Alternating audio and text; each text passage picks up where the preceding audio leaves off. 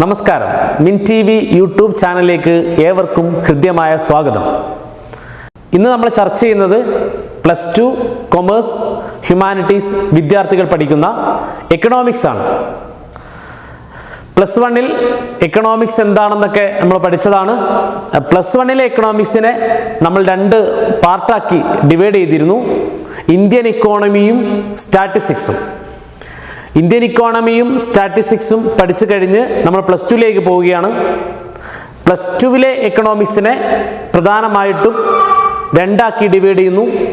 ഒന്നാമത്തത് micro economics എന്നും രണ്ടാമത്തത് മാക്രോ എക്കണോമിക്സ് എന്നും. ഓർത്തിരിക്കുക, +1 എക്കണോമിക്സിനെ അപേക്ഷിച്ച് +2 എക്കണോമിക്സ് കണ്ടന്റ് ഓറിയന്റഡ് ആണ്. വിദ്യാർത്ഥികളെ കുറിച്ച് പഠിക്കാൻ കൂടുതലുള്ളതാണ്. ആ +2 എക്കണോമിക്സിനെ വളരെ സിമ്പിളായിട്ട് എങ്ങനെ പഠിച്ചെടുക്കാം എന്നാണ് ഈ മിൻ ടി വി യൂട്യൂബ് ചാനലിലൂടെ നമ്മൾ അവതരിപ്പിക്കുന്നത്. അപ്പോൾ നേരത്തെ സൂചിപ്പിച്ചതുപോലെ +2 എക്കണോമിക്സിനെ 2 ഭാഗങ്ങളാക്കി ഡിവൈഡ് ചെയ്യുന്നിട്ടുണ്ട്. ഒന്നിനെ മൈക്രോ എക്കണോമിക്സ് എന്നും രണ്ടാമത്തേനെ മാക്രോ എക്കണോമിക്സ് എന്നുമാണ് വിളിക്കുന്നത്. മൈക്രോ എക്കണോമിക്സ് പാർട്ടിൽ നിന്നും 6 അധ്യായങ്ങളും മാക്രോ എക്കണോമിക്സ് പാർട്ടിൽ നിന്നും 6 അധ്യായങ്ങളും അടക്കം 12 അധ്യായങ്ങളാണ് ഒരു +2 കൊമേഴ്സ് ഹ്യൂമാനിറ്റീസ് വിദ്യാർത്ഥിക്ക് എക്കണോമിക്സിൽ പഠിക്കാനുള്ളത്. മൈക്രോ എക്കണോമിക്സിലെ ഒന്നാമത്തെ അധ്യായമായ ഇൻട്രൊഡക്ഷൻ ഓഫ് മൈക്രോ എക്കണോമിക്സ് എന്ന ചാപ്റ്ററാണ് നമ്മൾ ഇന്ന് ഡിസ്കസ് ചെയ്യുന്നത്. ഓക്കെ, ഇനി നമുക്ക് മൈക്രോ എക്കണോമിക്സ് എന്താണെന്ന് പഠിക്കാം. മൈക്രോ എക്കണോമിക്സും മാക്രോ എക്കണോമിക്സും എന്ന എക്കണോമിക്സിന് 2 ബ്രാഞ്ചസ് ഉണ്ടെന്ന് നേരത്തെ സൂചിപ്പിക്കുകയുണ്ടായി. മൈക്രോ എക്കണോമിക്സ് എന്താണെന്ന് മൈക്രോ എക്കണോമിക്സിന്റെ 6 ചാപ്റ്ററിൽ നമുക്ക് മനസ്സിലാവും. അതുപോലെ മാക്രോ എക്കണോമിക്സ് എന്താണെന്ന് മാക്രോ എക്കണോമിക്സിലെ 6 ചാപ്റ്ററിൽ നമുക്ക് മനസ്സിലാവും. ഓക്കെ, ദ വേർഡ് മൈക്രോ എന്ന് പറയുന്ന word, the word micro is derived from the Greek word micros. ഓർത്തിരിക്കാം മക്കളെ, the word micro is derived from the Greek word micros, which means small. അതായത് micros എന്ന വേർഡിൽ നിന്നാണ് മൈക്രോ എന്ന വേർഡ് ആവിർഭവിച്ചത്. മൈക്രോ എന്നാൽ ചെറുത് എന്നാണ് അർത്ഥം. അങ്ങനെയെങ്കിൽ മാക്രോ നമുക്ക് നോക്കാം. The word macro is derived from the Greek word macros, which means whole, large. ഓർത്തിരിക്കുക, അപ്പോൾ മൈക്രോ എക്കണോമിക്സ് എന്ന് പറഞ്ഞാൽ സൂക്ഷ്മ സാമ്പത്തിക ശാസ്ത്രമാണ്, ചെറുതാണ്. എന്നാൽ മാക്രോ എക്കണോമിക്സ് എന്നാൽ സ്ഥൂല സാമ്പത്തിക ശാസ്ത്രമാണ്. അപ്പോൾ മൈക്രോ എക്കണോമിക്സ് ആണ് നമ്മൾ പഠിക്കാൻ പോകുന്നത്. അപ്പോൾ നേരത്തെ സൂചിപ്പിച്ചതുപോലെ ഒന്നുകൂടി പറയുന്ന മക്കളെ, എക്കണോമിക്സിന് 2 ബ്രാഞ്ചസ് ഉണ്ട്. ഒന്നിനെ നമ്മൾ മൈക്രോ എക്കണോമിക്സ് എന്നും രണ്ടാമത്തേനെ മാക്രോ എക്കണോമിക്സ് എന്ന് പറയുന്നു. മൈക്രോ എന്ന് പറഞ്ഞ വേർഡ് വന്നത് ഗ്രീക്ക് വേർഡാണ് മൈക്രോസ്, വിച്ച് മീൻസ് സ്മോൾ. അതുപോലെ മാക്രോ എന്ന് പറയുന്ന വേർഡ് വന്നത് ഗ്രീക്ക് വേർഡിൽ നിന്ന് മാക്രോസ് എന്ന വേർഡിൽ നിന്നാണ്. അതിൻ്റെ അർത്ഥം ഹോൾ അല്ലെങ്കിൽ ലാർജ് എന്നാണ്. അപ്പോൾ മൈക്രോയും മാക്രോയും എന്താണെന്ന് മനസ്സിലായി.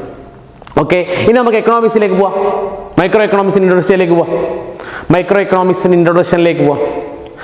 മൈക്രോ എക്കണോമിക്സിന് അല്ലെങ്കിൽ എക്കണോമിക്സിൻ്റെ പിതാവായിട്ട് നമ്മൾ സങ്കല്പിക്കുന്നത് ആഡം സ്മിത്തിനെയാണ്. ഓർത്തിരിക്കുക, എക്കണോമിക്സിൻ്റെ പിതാവായിട്ട് നമ്മൾ സങ്കല്പിക്കുന്നത് ആഡം സ്മിത്തിനെയാണ്. ഈ ആഡം സ്മിത്തിനെയാണ് മൈക്രോ എക്കണോമിക്സിൻ്റെ പിതാവായിട്ട് കണക്കാക്കുന്നത്. തെറ്റിപ്പോകരുത്. Father of economics Adam Smith. He also known as father of microeconomics. അതായത് മൈക്രോ എക്കണോമിക്സിൻ്റെയും ഇക്കണോമിക്സിൻ്റെയും പിതാവ് എന്നറിയപ്പെടുന്നത് ആഡം സ്മിത്തിനെയാണ്. ഈ ആഡം സ്മിത്ത് ഒരു പുസ്തകം രചിക്കുകയുണ്ടായി. 1776 വർഷം ശ്രദ്ധിക്കണം, 1776 ഈ പുസ്തകം പ്രസിദ്ധീകരിച്ചു. ആ പുസ്തകത്തിൻ്റെ പേരിങ്ങനെയാണ്, വെൽത്ത് ഓഫ് നാഷൻ. ഓർത്തിരിക്കുക മക്കളെ, വെൽത്ത് ഓഫ് നാഷൻ. പരീക്ഷയ്ക്ക് ചോദിക്കാറുണ്ട് ആഡം സ്മിത്തിന്റെ ബുക്കിന്റെ പേരെന്താണ്. ഓർത്തിരിക്കുക, വെൽത്ത് ഓഫ് നാഷൻ. അതിന്റെ പബ്ലിക്കേഷൻ 1776. ഓർക്കുക, മൈക്രോ എക്കണോമിക്സ് ആണ്. അതിന്റെ പിതാവിന്റെ പേര് ആഡം സ്മിത്ത് ആണ്. ആഡം സ്മിത്തിന്റെ ബുക്കിന്റെ പേര് വെൽത്ത് ഓഫ് നാഷൻ എന്നാണ്. അതിന്റെ പബ്ലിക്കേഷൻ 1776, 1776. അതുപോലെ തന്നെ നമുക്ക് മാക്രോ എക്കണോമിക്സിന്റെ പിതാവിനെ കുറിച്ച് പഠിക്കാം. മാക്രോ എക്കണോമിക്സിന്റെ പിതാവ് എന്നറിയുന്നത് J.M. കെയ്ൻസ് ആണ്. ഓർത്തിരിക്കുക, JM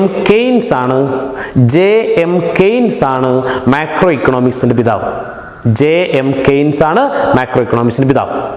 കെയ്ൻസിന്റെ പ്രധാനപ്പെട്ട ഒരു പുസ്തകമുണ്ട്. ആ പുസ്തകത്തിന്റെ പേരാണ് ജനറൽ തിയറി.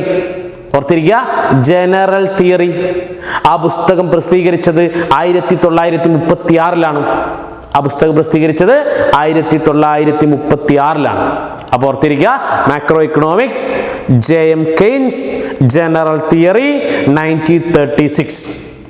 മൈക്രോയിലേക്ക് പോവുകയാണെങ്കിൽ micro economics, Adam Smith, wealth of nation 1776. മാക്രോയിലേക്ക് പോകുമ്പോൾ macro economics, JM Keynes, general theory 1936. ഇത്രയുമാണ് +2 എക്കണോമിക്സിലെ ഇൻട്രൊഡക്ഷൻ പാർട്ടിൽ ഓർത്തിരിക്കേണ്ട പ്രധാനപ്പെട്ട വസ്തുതകൾ. ഇതിൽ ഏതെങ്കിലും ഒരു പുസ്തകത്തിൻ്റെ പേരോ ഏതെങ്കിലും ഒരു പുസ്തകത്തിൻ്റെ പ്രസിദ്ധീകരണത്തിൻ്റെ വർഷമോ സ്ഥിരമായി നിരന്തരമായി പൊതുപരീക്ഷകൾക്ക് ചോദിക്കാറുണ്ട്. അപ്പോൾ ഇത്രയും കാര്യങ്ങൾ പഠിച്ചാൽ, വളരെ സിമ്പിളായ ഈ 6 കാര്യങ്ങൾ പഠിച്ചാൽ പൊതുപരീക്ഷകൾക്കും എല്ലാ പരീക്ഷകൾക്കും വിദ്യാർത്ഥികൾക്ക് 1 മാർക്കിന് എവിടെയും പോകേണ്ടതില്ല, വളരെ ഈസിയായിട്ട് നമുക്ക് ലഭിക്കും. ഓർത്തിരിക്കുക, മൈക്രോ ഇക്കണോമിക്സും മാക്രോ ഇക്കണോമിക്സും പഠിക്കാനുണ്ട്. മൈക്രോ ഇക്കണോമിക്സിന്റെ പിതാവിന് ആഡം സ്മിത്ത് ആണ്. ആഡം സ്മിത്തിന്റെ ബുക്കിന്റെ പേര് വെൽത്ത് ഓഫ് നേഷൻ എന്നാണ്. അതിന്റെ പ്രസിദ്ധീകരണം 1776 ആണ്. മാക്രോ ഇക്കണോമിക്സിന്റെ പിതാവായിട്ട് നമ്മൾ കണക്കാക്കുന്നത് കെയ്ൻസിനെയാണ്. കെയ്ൻസിന്റെ ബുക്കിന്റെ പേര് ജനറൽ തിയറിയാണ്. പബ്ലിക്കേഷൻ 1936 ആണ്. ഇതാണ് +2 എക്കണോമിക്സിന്റെ ഇൻട്രൊഡക്ഷൻ പാർട്ട്. +2 എക്കണോമിക്സ് സബ്ജക്റ്റിലെ ഒന്നാമത്തെ കണ്ടന്റായ സെൻട്രൽ ഇക്കണോമിക് പ്രോബ്ലം ശ്രദ്ധിക്കുക. ഹെഡിങ് ഒന്നും കൂടി പറയുന്നു, central economic problem. Central economic problem ആണ് +2 എക്കണോമിക്സിലെ ഒന്നാമത്തെ പഠിക്കേണ്ട പ്രധാനപ്പെട്ട കണ്ടന്റ്. ഓർത്തിരിക്കുക, സെൻട്രൽ ഇക്കണോമിക് പ്രോബ്ലം. മലയാളത്തിലേക്ക് പോവുകയാണെങ്കിൽ സമ്പദ് വ്യവസ്ഥയിലെ കാതലായ പ്രശ്നങ്ങൾ. ഒന്ന് ഓർക്കുക, സെൻട്രൽ ഇക്കണോമിക് പ്രോബ്ലം നമ്മൾ പഠിക്കേണ്ട ആവശ്യകത വന്നത് ഇക്കോണമിയിൽ എന്തെങ്കിലും പ്രശ്നങ്ങൾ ഉണ്ടായതുകൊണ്ടല്ലേ. അപ്പോൾ നമ്മൾ മനസ്സിലാക്കണം, ഇക്കോണമിയിൽ പ്രശ്നങ്ങളുണ്ട്, ഒരു സമ്പദ് വ്യവസ്ഥയിൽ പ്രശ്നങ്ങളുണ്ട്. അത് ഏതൊക്കെയാണെന്നും എങ്ങനെയാണത് സോൾവ് ചെയ്യാൻ പറ്റുക എന്നാണ് ഈ ടോപ്പിക്കിലൂടെ നമ്മൾ മനസ്സിലാക്കേണ്ടത്. ഓർത്തിരിക്കുക, ഇക്കോണമിയിൽ പല പ്രശ്നങ്ങളുണ്ടാകാം. ആദ്യം നമ്മൾ പോകുന്നത് പ്രശ്നങ്ങളിലേക്കല്ല, ആ പ്രശ്നങ്ങൾ വരാനുള്ള കാരണങ്ങളിലേക്കാണ്. അതായത് ഇക്കോണമിയിൽ എല്ലാ സമ്പദ് വ്യവസ്ഥയിലും എല്ലാ ഇക്കോണമിയിലും പല പ്രശ്നങ്ങൾ ഉണ്ടാവാറുണ്ട്.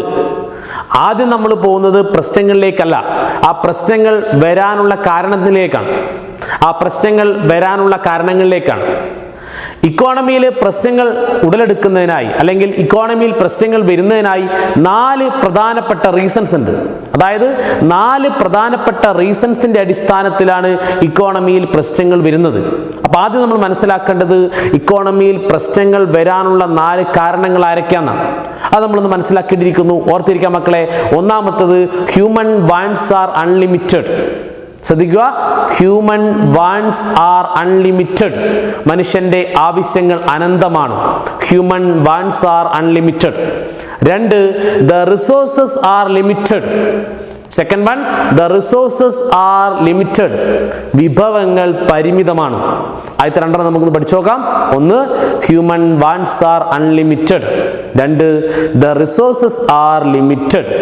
മനുഷ്യന്റെ ആവശ്യങ്ങൾ അനന്തമാണ്, വിഭവങ്ങൾ പരിമിതമാണ്.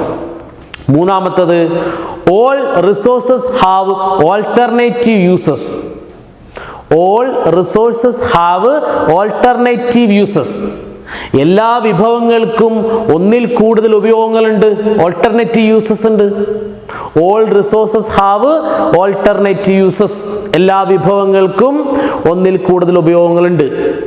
ലാസ്റ്റ് വൺ, 4ാമത്തത്, all wants are equal preference. All wants are equal preference. മനുഷ്യന്റെ എല്ലാ ആവശ്യങ്ങൾക്കും തുല്യ പ്രാധാന്യമാണ്.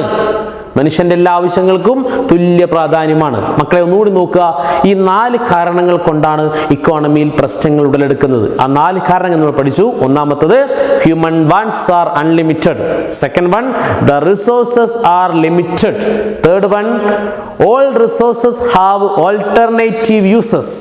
Last one, wants are equal preference. മലയാളത്തിലേക്ക് പോകുന്നു. മനുഷ്യന്റെ ആവശ്യങ്ങൾ അനന്തമാണ്. രണ്ടാമത്തത് വിഭവങ്ങൾ പരിമിതമാണ്. എല്ലാ വിഭവങ്ങൾക്കും ഒന്നിൽ കൂടുതൽ ഉപയോഗങ്ങളുണ്ട്. നാലാമത്തത് ആവശ്യങ്ങൾക്ക് തുല്യ പ്രാധാന്യമാണുള്ളത്. ഇനി ശ്രദ്ധിക്കുക മക്കളെ, ഈ പറഞ്ഞ 4 കാര്യങ്ങളുടെ അടിസ്ഥാനത്തിൽ ശ്രദ്ധിക്കുക, ഈ പറഞ്ഞ 4 കാരണങ്ങളുടെ അടിസ്ഥാനത്തിൽ ഒരു ഇക്കോണമിയിൽ പ്രധാനമായും 3 പ്രശ്നങ്ങളുണ്ട്. ഓർത്തിരിക്കുക മക്കളെ, തെറ്റരുത്. നേരത്തെ പറഞ്ഞ 4 കാരണങ്ങളുടെ അടിസ്ഥാനത്തിൽ ഒരു സമ്പദ് വ്യവസ്ഥയിൽ പ്രധാനമായും 3 പ്രശ്നങ്ങളുണ്ട്. ആ പ്രശ്നങ്ങളൊന്ന് പഠിക്കാം. ഒന്നാമത്തത് വാട്ട് ടു പ്രൊഡ്യൂസ്. ശ്രദ്ധിക്കുക, വാട്ട് ടു പ്രൊഡ്യൂസ്, എന്ത് ഉൽപ്പാദിപ്പിക്കണം. Second one how to produce, എങ്ങനെ ഉൽപ്പാദിപ്പിക്കണം. Third one for whom to produce, ആർക്ക് വേണ്ടി ഉൽപ്പാദിപ്പിക്കണം. അപ്പൊ നമ്മൾ ഇക്കണോമിക് പ്രോബ്ലം നമ്മളൊന്ന് പറഞ്ഞു. പ്രധാനപ്പെട്ട 3 പ്രശ്നങ്ങൾ മക്കളെ. 1 what to produce, 2 how to produce, 3 for whom to produce. എന്തുൽപ്പാദിപ്പിക്കണം, എങ്ങനെ ഉൽപ്പാദിപ്പിക്കണം, ആർക്ക് വേണ്ടി ഉൽപ്പാദിപ്പിക്കണം. ഈ 3 എണ്ണമാണ് ഒരു ഇക്കോണമി ഫേസ് ചെയ്യുന്ന ഏറ്റവും ഡിഫിക്കൽട്ടായ 3 പ്രശ്നങ്ങൾ. ഓക്കെ, ഓരോന്നും നമുക്ക് ചർച്ച ചെയ്യേണ്ടിയിരിക്കുന്നു. ഒന്നാമത്തത് വാട്ട് ടു പ്രൊഡ്യൂസ്, എന്തുൽപ്പാദിപ്പിക്കണം.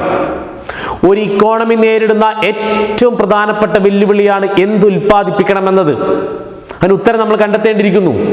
മനുഷ്യന്റെ വാണ്ട്സ് സാറ്റിസ്ഫൈ ചെയ്യാൻ പറ്റുന്ന, ഹ്യൂമൻ വാണ്ട്സ് സാറ്റിസ്ഫൈ ചെയ്യാൻ പറ്റുന്ന, മനുഷ്യന്റെ ആവശ്യങ്ങൾ നിറവേറ്റാൻ പറ്റുന്ന വസ്തുക്കളാണ് നമ്മൾ പ്രൊഡ്യൂസ് ചെയ്യേണ്ടത്. ഓക്കെ, വാട്ട് ടു പ്രൊഡ്യൂസിന്റെ കൂടെ കണക്ട് ചെയ്യാൻ പറ്റുന്നതാണ് വാട്ട് ക്വാണ്ടിറ്റി. എന്താണ് ഉൽപ്പാദിപ്പിക്കുന്നത്, അത് എന്ത് ക്വാണ്ടിറ്റിയാണ് ഉൽപ്പാദിപ്പിക്കുന്നതാണ് ഒന്നാമത്തെ പ്രശ്നം. ആ പ്രശ്നം സോൾവ് ചെയ്യുന്നതിന് വേണ്ടി നമ്മൾ പറഞ്ഞ ഉത്തരത്തിലേക്ക് പോകുന്നു. മനുഷ്യന് ആവശ്യമായ വസ്തുക്കൾ പ്രൊഡ്യൂസ് ചെയ്ത് കഴിഞ്ഞാൽ നമുക്ക് ആ പ്രശ്നം പരിഹരിക്കാൻ പറ്റും.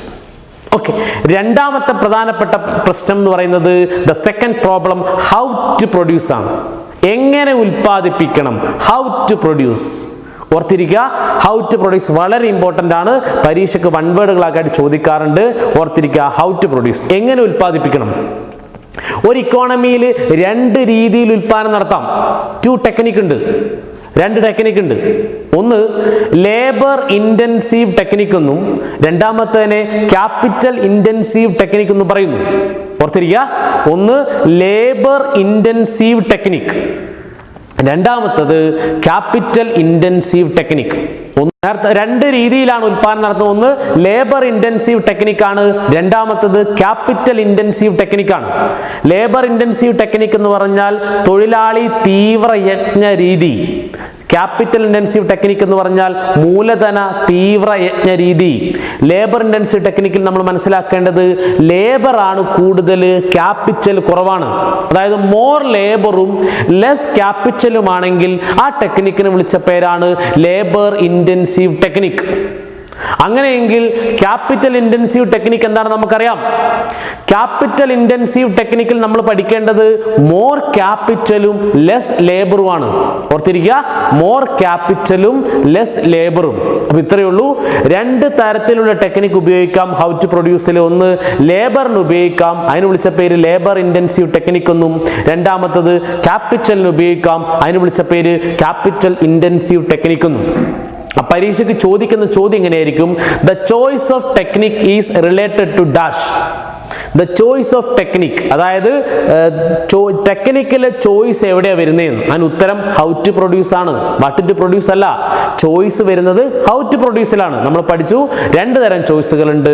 ഒന്നിനെ ലേബർ ഇൻറ്റൻസീവ് ടെക്നിക്ക് എന്നും രണ്ടാമത്തേനെ ക്യാപിറ്റൽ ഇൻറ്റൻസീവ് ടെക്നിക്ക് എന്നും പറയുന്നു. ലേബർ കൂടുതലാണെങ്കിൽ ലേബർ ഇൻറ്റൻസീവ്, ക്യാപിറ്റൽ കൂടുതലാണെങ്കിൽ ക്യാപിറ്റൽ ഇൻറ്റൻസീവ്. മൂന്നാമത്തെ പ്രശ്നങ്ങളിലേക്ക് പോകുന്നു, മൂന്നാമത്തെ പ്രോബ്ലത്തിലേക്ക് പോകുന്നു. Third problem for whom to produce, ആർക്ക് വേണ്ടി ഉൽപ്പാദിപ്പിക്കും, ആർക്ക് വേണ്ടി ഉൽപ്പാദിപ്പിക്കും. അപ്പൊ നമുക്കറിയാം, ഒരു ഉൽപാദനം സാധ്യമാകണമെങ്കിൽ, ഒരു പ്രൊഡക്ഷൻ നടത്തണമെങ്കിൽ 4 ഘടകങ്ങൾ വേണം. അതിന് വിളിച്ച പേരാണ് ഫാക്ടേഴ്സ് ഓഫ് പ്രൊഡക്ഷൻ. നമുക്കറിയുന്ന പോലെ തന്നെ ഫാക്ടേഴ്സ് ഓഫ് പ്രൊഡക്ഷൻ, ഉൽപാദന ഘടകങ്ങൾ ഏതൊക്കെയാണ് നമുക്കറിയാം. Land, labour, capital, organisation. ശ്രദ്ധിക്കുക മക്കളെ, 4 ഉൽപാദന ഘടകങ്ങളുണ്ട്. ഭൂമി, തൊഴിലാളി, മൂലധനം, സംഘാടനം. English land, labour, capital, organisation. ഈ 4 കൂടി ചേർന്നാലേ ഒരു ഉൽപാദനം നടക്കുകയുള്ളൂ. നമ്മൾ ചെറിയ ക്ലാസ്സിൽ പഠിച്ചിട്ടുണ്ട്.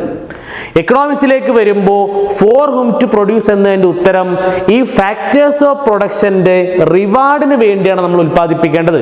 ശ്രദ്ധിക്കുക, ഈ 4 ഫാക്ടേഴ്സ് ഓഫ് പ്രൊഡക്ഷൻ്റെ 4 റിവാർഡുകൾക്ക് വേണ്ടിയാണ് നമ്മൾ ഉൽപ്പാദനം നടത്തേണ്ടത്. അതായത് ലാൻഡിൻ്റെ റിവാർഡായ റെന്റ് കൊടുക്കാൻ, ലേബറിൻ്റെ റിവാർഡായ വേജസ് കൊടുക്കാൻ, ക്യാപിറ്റലിൻ്റെ റിവാർഡായ ഇൻട്രസ്റ്റ് കൊടുക്കാൻ, ഓർഗനൈസേഷൻ്റെ റിവാർഡായ പ്രോഫിറ്റ് കൊടുക്കാൻ. അപ്പോൾ നമ്മൾ ഉൽപ്പാദിപ്പിക്കേണ്ടത്, ഒന്നുകൂടി ശ്രദ്ധിക്കുക, നമ്മൾ ഉൽപ്പാദിപ്പിക്കേണ്ടത് ഫാക്ടേഴ്സ് ഓഫ് പ്രൊഡക്ഷൻ്റെ റിവാർഡ് കൊടുക്കുന്നതിന് വേണ്ടിയിട്ടാണ്. ആ reward 4 rent, wage, interest, profit. ഇതാണ് ഫോർ ഹും ടു പ്രൊഡ്യൂസിൻ്റെ ഉത്തരം. അപ്പം നമ്മൾ ഒന്നുകൂടി ഡിസ്കസ് ചെയ്യുന്നു. ഇക്കോണമിയിൽ പ്രധാനപ്പെട്ട 3 പ്രശ്നങ്ങളുണ്ട്. അവ വരാനുള്ള 4 കാരണങ്ങളുണ്ട്. ആ 3 പ്രശ്നങ്ങൾ എക്സ്പ്ലനേഷൻ ആണ് പറഞ്ഞത്. അപ്പോൾ ഇതുപോലെയുള്ള എല്ലാ കണ്ടന്റിൻ്റെ വീഡിയോ ഈ മിൻ TV യൂട്യൂബ് ചാനലിലൂടെ നിങ്ങൾക്ക് ലഭിക്കുന്നു.